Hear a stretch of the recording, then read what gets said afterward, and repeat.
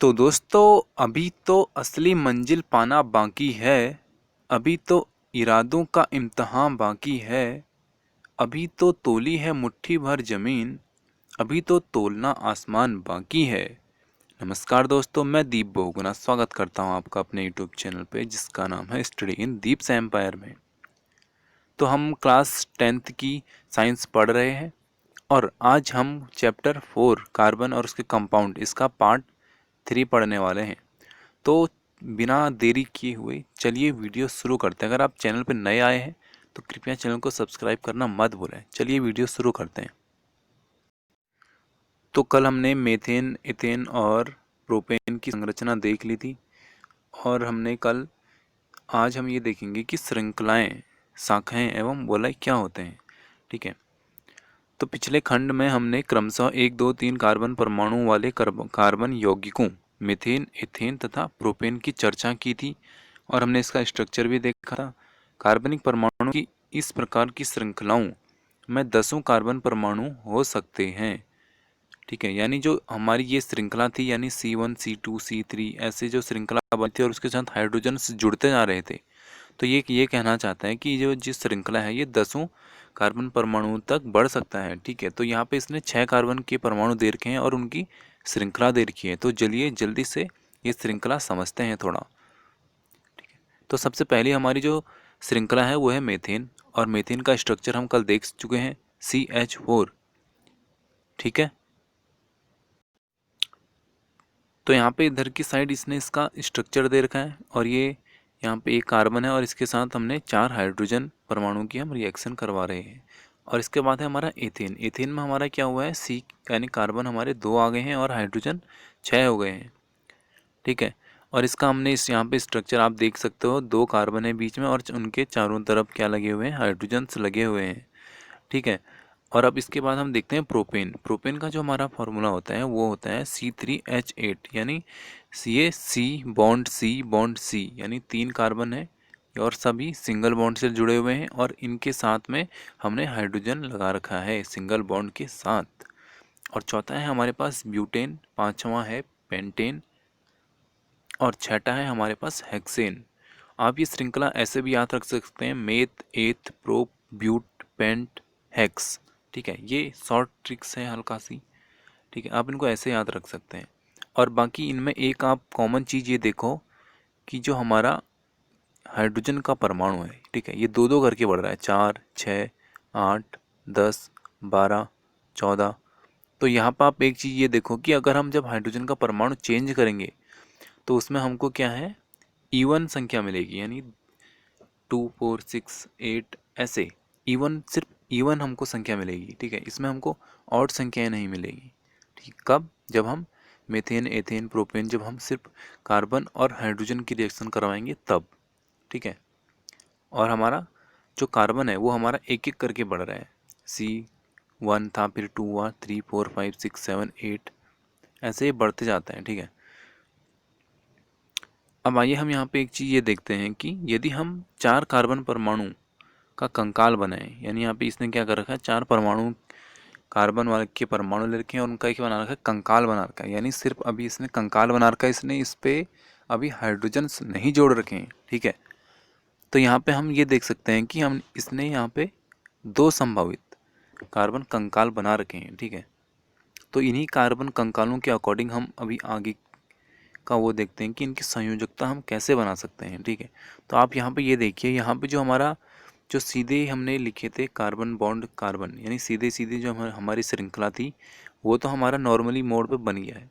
लेकिन जो हमने यहाँ पे एक घुमाई हुई आकृति बनाई थी उसमें आप ये देखिए कि यहाँ पे एक कार्बन छूट गया है। ठीक है, यहाँ पे इस कार्बन के साथ यहाँ पे हमने हाइड्रोजन नहीं लगाया। तो आप इस बात को याद रखना कि हम यहाँ पे हमने क्या कर रखा है, कार्बन का जो स्ट्रक्चर था C4H10, कौन सा स्ट्रक्चर, C4H10, इसको हमने 2 तरीक़ों से लिखा है। ठीक है, तो अगर हम ऐसे ही 2 तरीक़ों से, यानी जब हमारा समान आणविक सूत्र होगा, यानी सूत्र तो दोनों का एक है, C4H10 ही है ना दोनों का फॉर्मूला। तो C4H10 तो हमारा फॉर्मूला है, लेकिन इनके साथ हमारा क्या हो गया कि विभिन्न क्या है, इनकी संरचना है, इनकी जो संरचना है क्या है, वो क्या है, अलग है। संरचना अलग है लेकिन आणविक सूत्र तो एक ही है ना, तो ऐसे यौगिक को हम क्या कहते हैं, संरचनात्मक समावयन कहते हैं। ठीक है, तो हमको डायरेक्ट क्वेश्चन ये पूछ सकता है कि संरचनात्मक समावयन क्या होता है। तो जब हमारा आणविक सूत्र एक होगा लेकिन संरचना क्या होगी, भिन्न होगी, तो उसको हम क्या कहेंगे, संरचनात्मक समावयन कहेंगे। ठीक है, सीधी शाखाओं वाली कार्बन श्रृंखला के अतिरिक्त कुछ यौगिकों में कार्बन के परमाणु वलय के आकार में व्यवस्थित होते हैं। तो कैसे व्यवस्थित होते हैं, वलय के आकार में व्यवस्थित होते हैं। जैसे कि हमको यहाँ पे एक ये दे रखा है साइक्लोहेक्सेन, ये हमको एक फॉर्मूला दे रखा है साइक्लोहेक्सेन का। ठीक है, तो साइक्लोहेक्सेन का हम ये फॉर्मूला देख सकते हैं कि यहाँ पे हमारा जो इसका फॉर्मूला है वो है C6H12। क्या है, C6H12। यहाँ पे आप ये रिंग देखो, ये कि कैसी रिंग जैसी बन रही है। ठीक है, ये रिंग हमारी बहुत काम आने वाली है अभी आगे। ठीक है, तो यहाँ पे जो हमारा ये चित्र ए है, तो ये क्या है, कार्बन कंकाल है, और ये क्या है, हमारा पूरा अणु है। पूरा अणु है मतलब, पूरा अणु है मतलब कि इसने यहाँ पे हाइड्रोजन से रिएक्शन करवा दी है पूरे अणु की। ठीक है, तब हमारा ये पूरा अणु इसने खोल के दे दिया। ठीक है, सीधी श्रृंखला, साकित श्रृंखला या चक्रीय श्रृंखला यौगिक सभी संतृप्त एवं असंतृप्त यौगिक हो सकते हैं। यानी ये जो हमारी सीधी श्रृंखला है और ये जो हमारी चक्रीय श्रृंखला है, चाहे वो कैसी भी श्रृंखला है, उसमें क्या है, जो क्या है, हमारा संतृप्त अथवा असंतृप्त यौगिक हो सकते हैं। जैसे कि बेंजीन रिंग, और ये बेंजीन रिंग आप जब आप पढ़ रहे हैं, ये मोस्ट इम्पॉर्टेंट है, इसलिए इसको बहुत ध्यान से समझेंगे दोस्तों।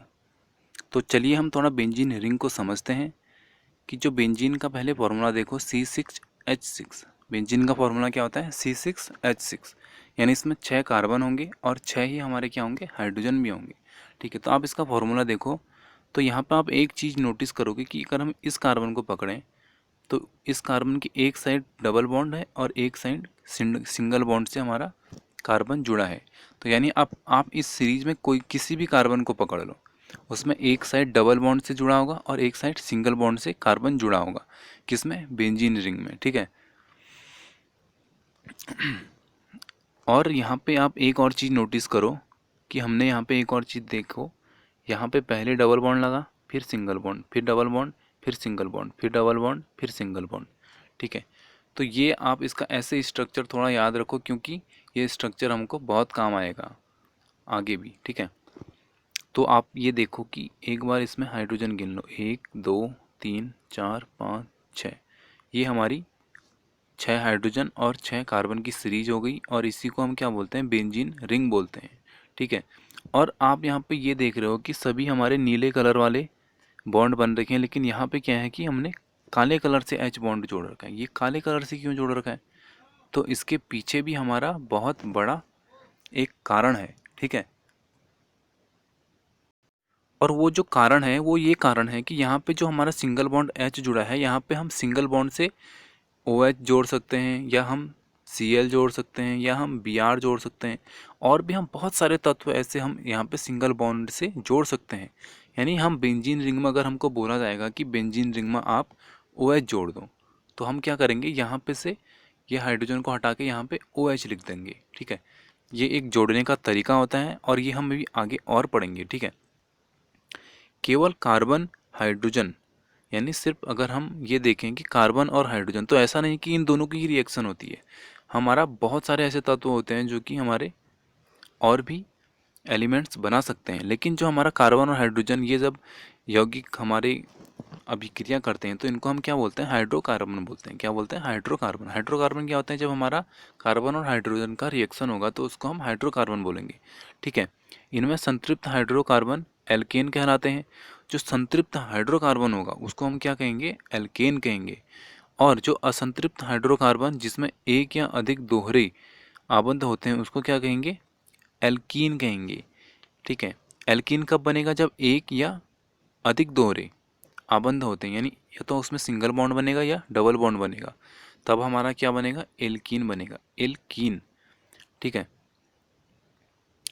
एक या अधिक त्रिआबंध वाले एल्काइन कहलाते हैं। यानी अगर हमारा एक ट्रिपल बॉन्ड बन रहा है, ठीक है, या हमारे 2 ट्रिपल बॉन्ड बन रहे हैं या 3 ट्रिपल बॉन्ड बन रहे हैं, तो ये हमारा जो स्ट्रक्चर होगा, इस पूरे स्ट्रक्चर को हम क्या बोलेंगे, एल्काइन बोलेंगे। ठीक है, आप इसको ऐसे समझिए, चलो मैं आपको सिंपल लैंग्वेज में बोलता हूँ। अगर हमारा सी बॉन्ड सी और बाकी चारों तरफ हमारे हाइड्रोजन्स लगे हुए हैं। तो यहाँ पे हमारा सब सिंगल बॉन्ड में जुड़ा हुआ है ना, सारा हमारा सिंगल बॉन्ड में जुड़ा हुआ है। तो ऐसे अगर हमारा सिंगल बॉन्ड में जुड़े होंगे कार्बन से हमारे हाइड्रोजन या कोई और गैस अगर हमारी सिंगल बॉन्ड से जुड़ी होगी कार्बन से, ठीक है, तो उसको हम क्या बोलेंगे, एल्केन बोलेंगे।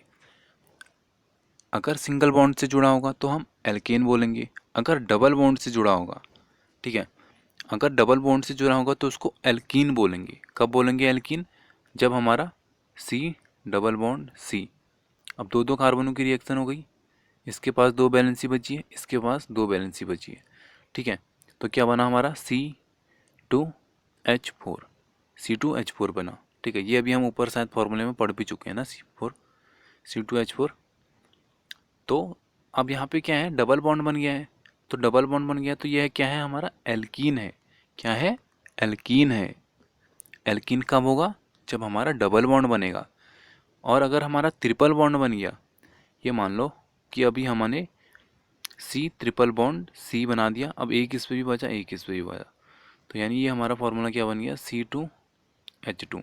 ये हमारा इसका फार्मूला हो जाएगा C2H2, ठीक है। तो यहाँ पे हम ये देखते हैं कि ट्रिपल बॉन्ड बन रहा है, तो अगर हमारा ट्रिपल बॉन्ड बनेगा तो वो क्या कहलाएगा, एल्काइन कहलाएगा, ठीक है। एक बॉन्ड एल्केन, दो बॉन्ड एल्कीन, तीन बॉन्ड एल्काइन।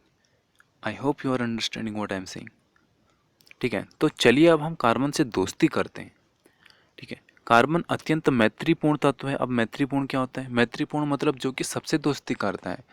आपने देखा होगा कुछ लोग ऐसे होते हैं जो कि दोस्ती करने में बहुत एक्सपर्ट होते हैं, तो वो हमारे मैत्रीपूर्ण तत्व होते हैं, ठीक है। अभी तक हमने सिर्फ हमारा हाइड्रोजन और कार्बन के यौगिकों के साथ देखी थी हमने अभिक्रियाएं, ठीक है। लेकिन अब हम जो अन्य तत्वों से देखेंगे, जैसे कि हेलोजन, ऑक्सीजन हो गया, नाइट्रोजन हो गया, सल्फर हो गया, इनके साथ हम क्या देखेंगे, कार्बन की अभिक्रिया देखेंगे। हाइड्रोकार्बन श्रृंखला, हाइड्रोकार्बन मतलब जब कार्बन और हाइड्रोजन का रिएक्शन होता है वो वाला, ठीक है। तत्व या अधिक हाइड्रोजन को इस प्रकार प्रतिस्थापित करते हैं कि कार्बन की जो संयोजकता होती है वो क्या हो जाती है, संतुष्ट हो जाती है। यानी यहाँ पे ये मेनली ये बोल रहा है कि हम बेंजीन रिंग में कुछ और, जो हमारा वो ब्लैक कलर से हाइड्रोजन लगा रखा था ना हमने, वहाँ पे हम कुछ और लगाएंगे, बस और कुछ नहीं है, ये कहना चाहता है। तो अगर हमारा ये वाला ऐसा मैटर होगा कि हम बेंजीन रिंग में हाइड्रोजन लगाएंगे या कुछ और लगाएंगे, OH लगाएंगे या ब्रोमीन लगाएंगे या क्लोरीन लगाएंगे या कुछ भी लगाएंगे, ठीक है, तो वो हमारा क्या होगा, यौगिक में हाइड्रोजन प्रतिस्थापित करने वाले तत्वों को क्या कहते हैं, विषम परमाणु कहते हैं। तो ऐसे तत्वों को हम क्या कहेंगे, विषम परमाणु कहेंगे, ठीक है। अब सारणी 4.3 में हम देख लेंगे कि वो विषम परमाणु कौन कौन से हो जाते हैं, ठीक है। तो चलिए हम चलते हैं सारणी 4.2 में। तो यहाँ पे हमको क्लोरीन और ब्रोमीन दो हमको एलिमेंट दे रखे हैं, तो इन दोनों के समूह को क्या बोलते हैं, हेलो समूह बोलते हैं, ठीक है। हेलो समूह अगर आपको दे रखा होगा तो हम क्या करेंगे, पहले हम बेंजीन रिंग बनाएंगे। ये मैं बेंजीन रिंग बना देता हूँ। बेंजीन रिंग बन गई ना, यहाँ पे डबल बॉन्ड था, यहाँ पे डबल बॉन्ड, यहाँ पे डबल, एक एक छोड़ के डबल बॉन्ड था, ठीक है। और यहाँ से हमको मिला था एक हाइड्रोजन, तो हमको अगर क्लोरीन जोड़ना है तो हम क्या करेंगे, हाइड्रोजन को हटाएंगे, यहाँ पे बॉन्ड Cl लगा देंगे, तो हमारा ये क्या बन गया, क्लोरो, हेलो फैमिली का क्लोरो बन गया, ठीक है। अभी हमको क्लोरीन नहीं, हमको क्या चाहिए, ब्रोमीन चाहिए, हेलो फैमिली का ब्रोमो चाहिए, तो हम क्या करेंगे, Br लगा देंगे, ठीक है। तो ये हमारा ब्रोमीन बन गया है, ठीक है। तो ये स्ट्रक्चर देख लिया हमने।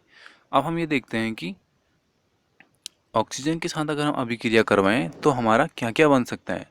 तो सबसे पहले तो हमारा बनेगा एल्कोहल, ठीक है। एल्कोहल कब बनेगा, जब हम OH लगाएंगे, यानी बेंजीन रिंग हमको दे रखी है, उस पर हम क्या लगा रहे हैं, OH लगा रहे हैं, ठीक है।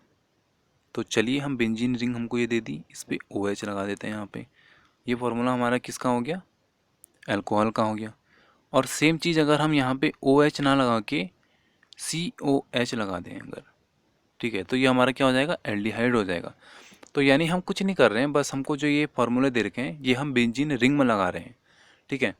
यहाँ पे जो भी फार्मूले दे रखे हैं हमको हम बेंजीन रिंग में जो हमारा वो हाइड्रोजन दे रखा था ब्लैक कलर से, वहाँ पे हम प्रतिस्थापित कर रहे हैं, हाइड्रोजन के स्थान पे हम दूसरे अणु को डाल रहे हैं। ठीक है, तो कीटोन भी हम बना लेंगे अगर हम यहाँ पे bond C bond double bond O लगाएंगे। ठीक है, यहाँ पे एक बॉन्ड और देखा है, इसका मतलब ये है कि हम यहाँ पे एक और परमाणु अभी आगे लगा सकते हैं। ठीक है, और यहाँ पे एक हम अगर COOH लगाते हैं बेंजीन रिंग के साथ। अब बेंजीन रिंग का फॉर्मूला क्या था, C6H6 था, H6 था ना, तो H6 में से हमने एक कार्बन तो हटा दिया वहाँ से, तो इसलिए अब H कितने हो गए, 5 हो गए। और हमको क्या लगाना है, COOH, तभी हमारा क्या बन जाएगा, कार्बोक्सिलिक अम्ल बन जाएगा। ठीक है, CH4 और C2H6 में क्या अंतर है, इनमें एक हमारा क्या लग गया, बॉन्ड CH2 लग गया है, बॉन्ड CH2 इकाई का क्या है, अंतर है। ठीक है, और C2H6 और C3H8 में क्या अंतर है, इसमें बॉन्ड CH2 हमारा इकाई का अंतर है। ठीक है, यहाँ पे बस बेसिकली ये दे रखा है कि इसमें कितना अंतर है। ठीक है, तो चलिए यहाँ पे करते हैं इस वीडियो की समाप्ति, और अगले पार्ट में आप मेरे साथ देखेंगे कार्बन यौगिकों की नाम पद्धति, यानी हम कार्बन के जो यौगिक होते हैं उनके नाम हम कैसे कैसे लिखते हैं। ठीक है, तो ये सब हम अगली वीडियो में देखेंगे। और वीडियो को यहाँ तक पूरा देखने के लिए आपका तहे दिल से शुक्रिया। जय हिंद, जय भारत दोस्तों।